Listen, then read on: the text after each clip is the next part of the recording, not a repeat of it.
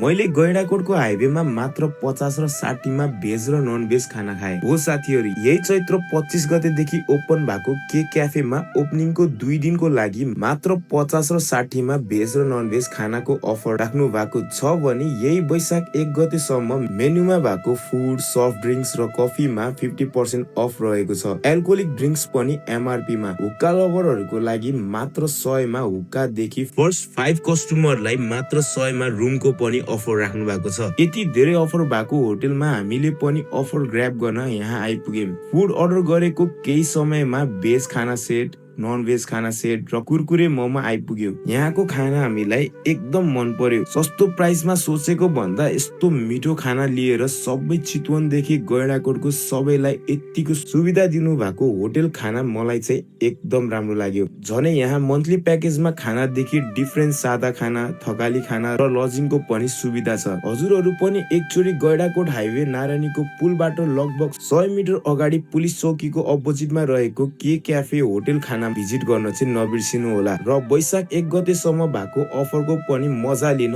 पक्कै जानु होला।